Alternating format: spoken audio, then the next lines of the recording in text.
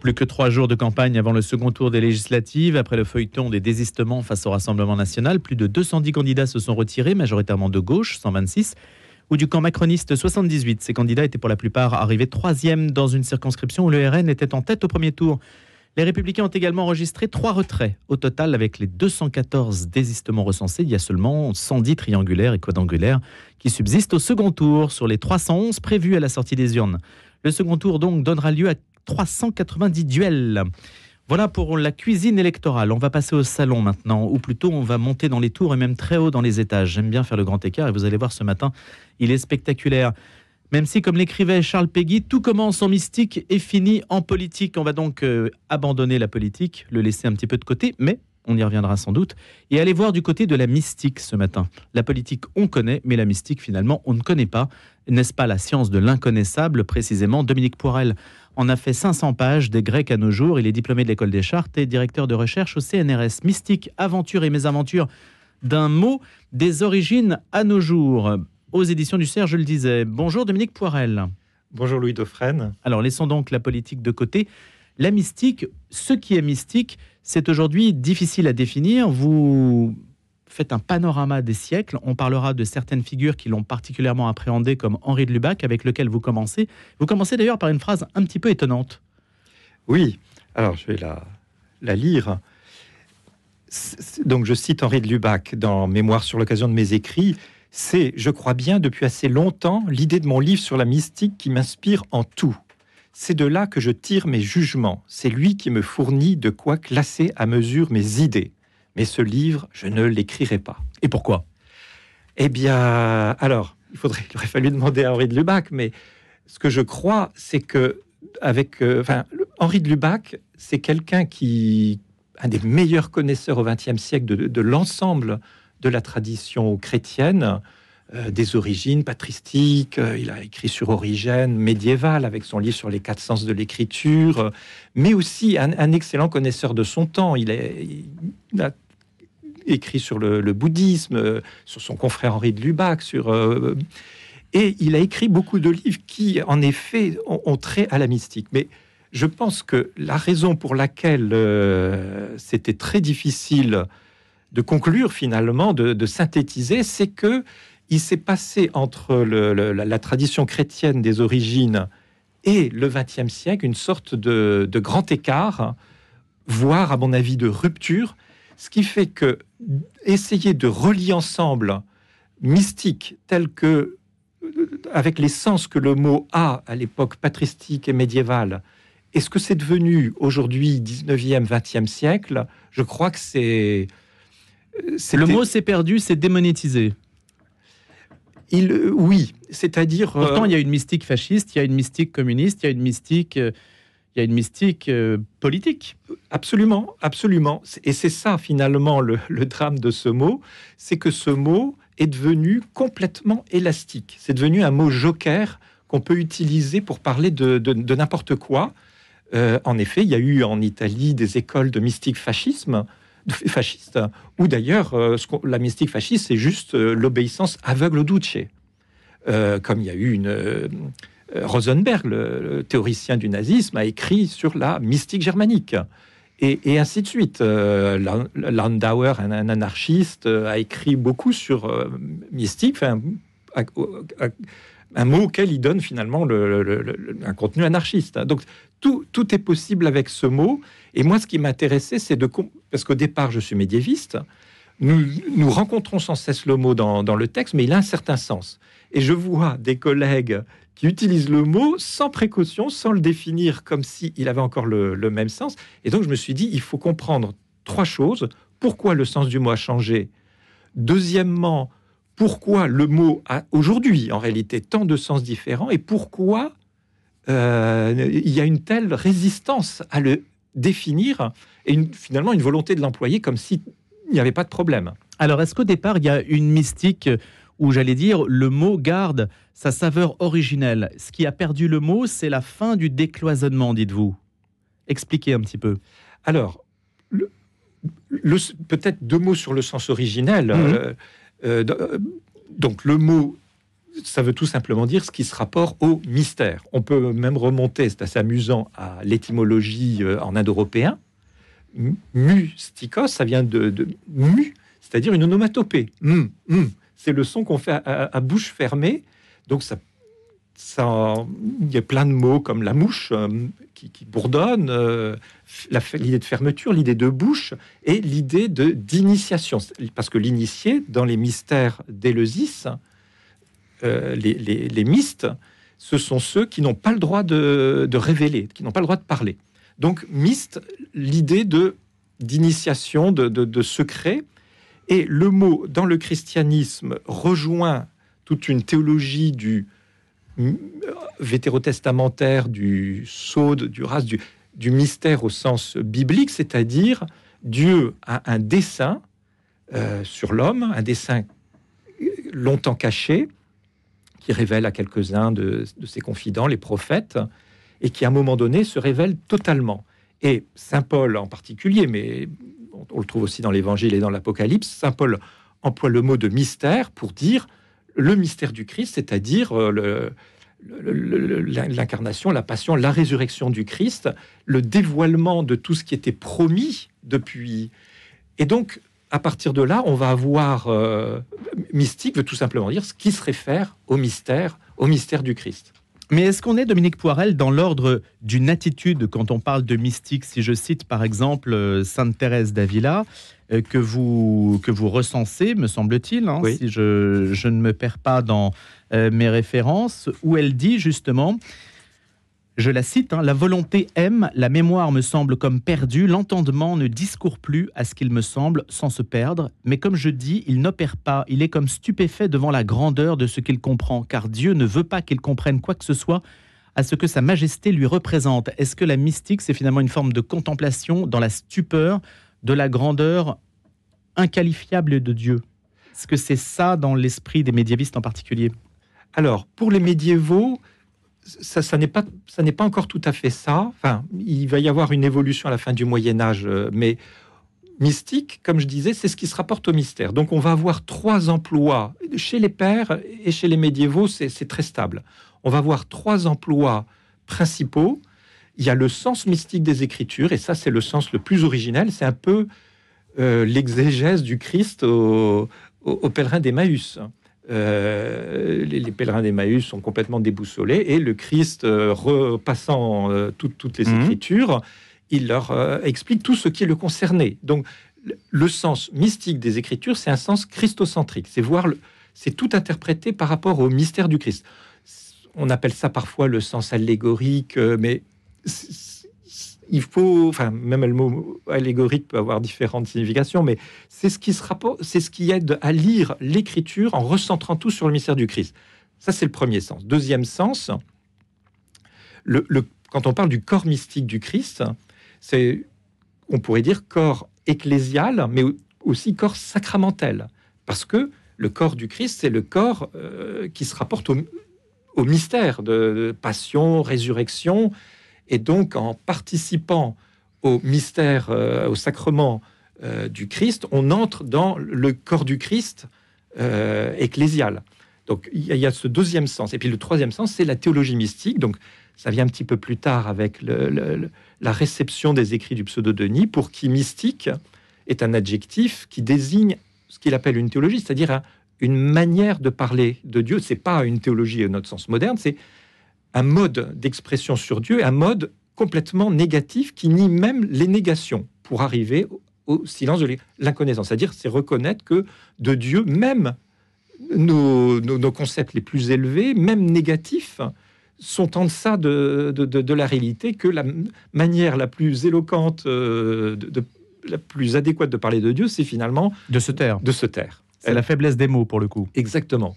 Alors, on parlait de décloisonnement tout à l'heure, je vous ai lancé là-dessus. Expliquez un petit peu comment la chose a évolué, de telle sorte qu'aujourd'hui, on a mis la mystique dans une case, et cette case l'a tuée.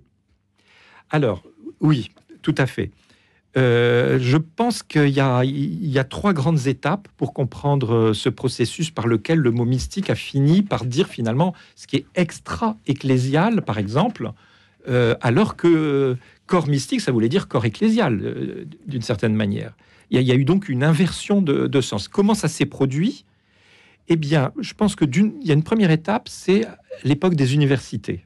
Au Moyen-Âge, au XIIIe siècle, on voit se développer sur toute l'Europe progressivement des universités où on a une espèce de rationalisation de tous les exercices qui constituaient la science chrétienne, la lecture de la parole, la réflexion sur la foi, la prédication.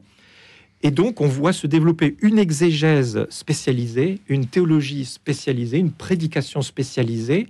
Et là, il y a un danger auquel, je crois, échappent les plus grands, comme Thomas d'Aquin, Bonaventure, mais qui est réel, c'est que le sens du mystère se perde, c'est-à-dire ce qui réunissait tous ces exercices. Lire l'écriture, c'était, selon le sens mystique, c'était tout rapporté au mystère du Christ. Si on a une discipline érudite, exégétique, très savante, mais qui passe à côté du mystère du Christ, eh ben, on perd quelque chose. Et donc, il y a un moment donné, vers la fin du Moyen-Âge, on a senti ce manque. Et donc, on s'est saisi de la théologie mystique du pseudo-Denis et on y a réinjecté en quelque sorte tout ce qui manquait dans ce qu'on enseignait à l'université, c'est-à-dire l'intériorité, l'expérience, l'affectivité. Et là, on l'a isolé. Exactement. Et ça a perduré jusqu'à aujourd'hui. Jusqu'à aujourd'hui. Et aujourd'hui, c'est vraiment la porce congrue, pourrait-on dire. Oui, avec des effets, à mon avis, pervers, parce que dès lors que vous dites qu'il y a dans l'existence chrétienne une case qui serait la case mystique, spirituelle, le mot spirituel soulève aussi un peu les mêmes difficultés, ça veut dire que faire de la lecture de la Bible, réfléchir sur le donné de la foi, faire de la morale, de l'édification dans la prédication aux fidèles, c'est autre chose. Et donc, ça veut dire qu'on dessèche, et donc l'exégèse se technicise, la spéculation théologique se logicise, la morale se formalise, et à côté, il reste une espèce de vie intérieure de la foi qui tente à devenir anti-intellectuelle. Alors qu'elle doit être centrale, précisément, c'est un qualificatif mystique qui devrait unir toutes ces disciplines et les habiter, les irriguer en permanence. Mais ça ne se décide pas. C'est vrai que c'est un mouvement social. La spécialisation aussi des disciplines fait que c'est très difficile de revenir à un mouvement un peu idéalisé peut-être, qu'a pu représenter le Moyen-Âge ou la période où tout semblait plus unifié, Dominique Poirel. Mais ça, on va laisser ça en suspens. Le Moyen-Âge et période des pères de l'Église, et je dirais même... Oui. Les antécédents, à mon avis, sont bibliques. Du coup, on fantasme un peu sur cette période-là. Il y a aussi cette idée qu'on est sorti d'un âge d'or, même si le mot âge d'or est peut-être critiquable, mais qu'aujourd'hui, la spécialisation nous a un petit peu enfermés. Est-ce qu'on peut dire un mot sur mystique et romantisme, alors à l'époque contemporaine, parce qu'il y a aussi la mystique a plutôt été ridiculisée aux Lumières, par la période des Lumières, et elle est revenue au moment du romantisme. Absolument. Lors du conflit Bossuet-Fénelon au sujet des écrits de Madame Guyon sur le quiétisme, on voit à ce moment-là le mot mystique apparaître. C'est à ce moment-là que Fénelon constitue ce qui n'existait pas jusqu'alors, un corpus des auteurs mystiques, c'est-à-dire pour lui des auteurs qui soutiennent la thèse de Madame Guyon. Et donc on retrouve toutes sortes d'auteurs un peu hétéroclites qui ont en commun de pouvoir être enrôlés en défense des thèses de Madame Guyon. Mais ces thèses sont condamnées, elles sont même ridiculisées, et en effet, comme vous le disiez, dans les Lumières, on voit que mystique, c'est cette dimension de la religion chrétienne qui est ridicule, qui est ringarde. Et donc le mot, tout au moins dans la France catholique, parce que dans l'Allemagne plutôt réformée, il se produit quelque chose de différent grâce à des pasteurs comme le pasteur Poiret, qui veut faire une espèce d'écuménisme, et donc qui va prendre Thérèse d'Avila, Jacob Böhme dans la tradition réformée, toutes les personnes qui attachent une grande importance à la vie intérieure, et il en fait une bibliothèque des mystiques, ce qui fait que dans le monde germanique, surtout dans des courants un peu dissidents du protestantisme, le mot mystique est gardé en réserve. Et à travers le romantisme, les débuts du romantisme surtout, dans le cercle d'Iéna, avec les frères Schlegel, avec Novalis, Schleiermacher, on voit le mot mystique revenir pour qualifier tout ce qui pourrait résister à cette espèce de raz-de-marée qu'a été dans l'Europe. La raison. La raison conduite par les armées révolutionnaires et impériales. Ces armées révolutionnaires et impériales ont d'abord déchaîné l'enthousiasme d'un grand nombre d'intellectuels. Tout commence en mystique et tout finit en politique, justement. Et la politique, c'est plutôt l'armée qui arrive. Alors, en l'occurrence, ce serait l'inverse. C'est-à-dire que tout a commencé par un enthousiasme politique pour les idéaux révolutionnaires. Et puis, quand ils se sont rendus compte que l'occupation, c'était quand même très gênant, ils se sont dit, mais finalement, dans notre tradition germanique, nous avons quelque chose, le Moyen-Âge, et ils ont baptisé mystique tout ce qui était un peu les forces de la réaction à cette invasion au nom d'une raison, mais à une raison un peu desséchante. Si on doit lier les choses, Dominique Poirel, en politique, est-ce que la mystique, c'est la puissance du rêve, de l'illusion, d'une forme d'espérance dans les choses concrètes, dans un avenir qui pourrait être réalisable, si on fait le lien avec la politique, ce qui nous propulse finalement, c'est une certaine idée de l'avenir et de ce que l'on ne voit pas. Alors, là, je parle du mot mystique. Après, derrière la réalité, c'est qu'on peut y mettre, c'est autre chose. Mais sur le mot mystique, au XXe siècle, les rapports avec la politique, ils sont innombrables et ils sont complètement malléable.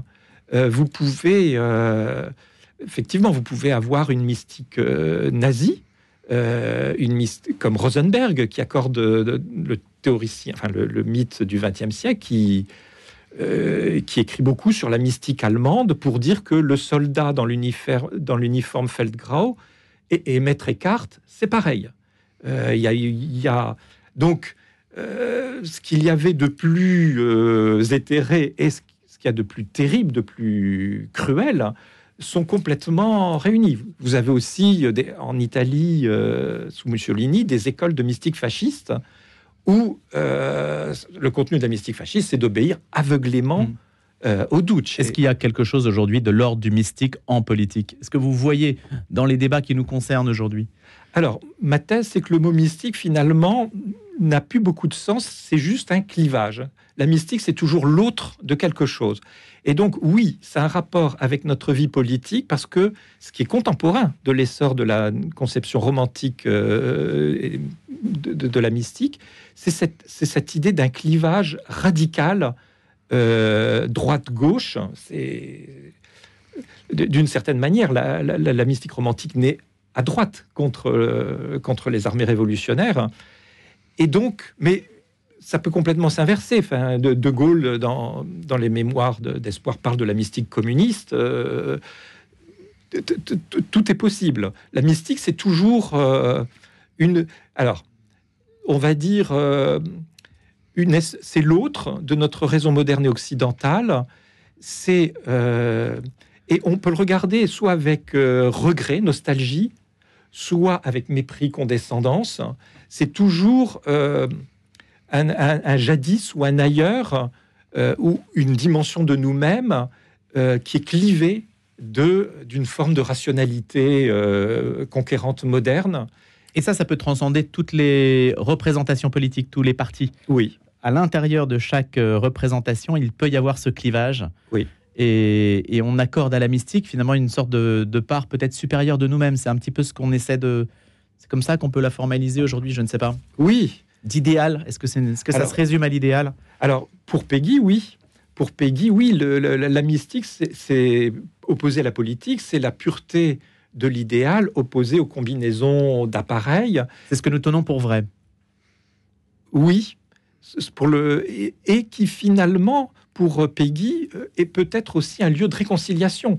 Parce que pour lui, la mystique, finalement, pour lui, ce qu'il demanderait, c'est que chacun aille au bout de la recherche de ce que c'est que sa propre mystique en politique, les royalistes, les républicains, et finalement, on va se rejoindre.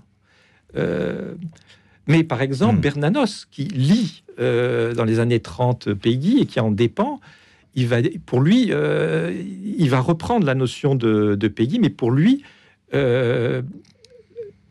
il y a une mystique de droite, une mystique de gauche, et finalement c'est la propagande qui essaye de faire avaler toutes sortes de combinaisons politiques. Peggy Bernanos, on terminera sur ces considérations, Dominique Poirel. J'ai le sentiment évidemment de ne pas avoir épuisé ce sujet, et heureusement, d'une certaine façon. Je renvoie à votre ouvrage Mystique, Aventures et mésaventures d'un mot des origines à nos jours, aux éditions du Cerf. Je rappelle que vous êtes directeur de recherche au CNRS et ancien élève de l'école des Chartes. Merci, à bientôt.